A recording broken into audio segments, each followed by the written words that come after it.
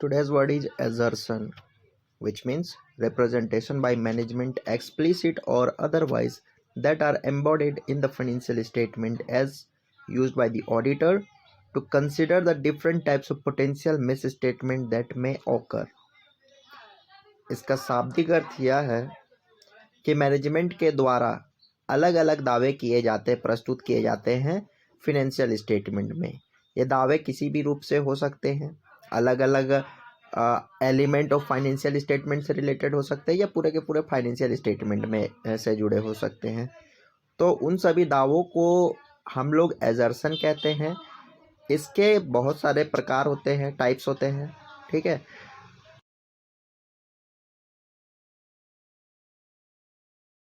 होते हैं types of assertion में existence, occurrence, accuracy, completeness, valuation, right and obligation, classification and cut off procedures.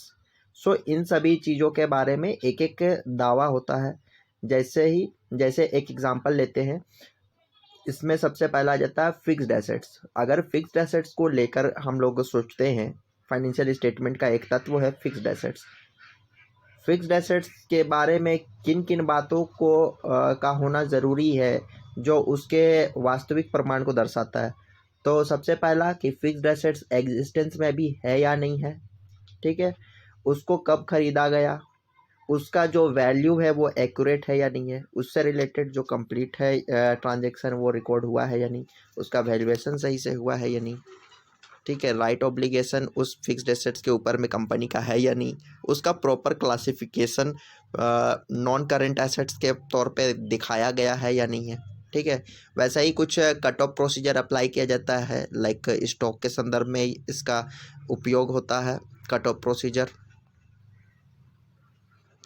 तो यहाँ पर हम लोग समझ सकते हैं कि एजर्सन का मतलब यही है कि मैनेजमेंट के द्वारा किए गए दावे जो कि फाइनेंशियल स्टेटमेंट से रिलेटेड होते हैं, फाइनेंशियल स्टेटमेंट के एलिमेंट से रिलेटेड होते हैं, जिसको ऑडिटर कंसिडर करता है यह जांचने के लिए कि वहाँ पर उस एलिमेंट से रिलेटेड जो मैनेजमेंट का दावा है वो सही है या गलत है, मिस स्टेटमेंट तो नहीं है उस दावे में।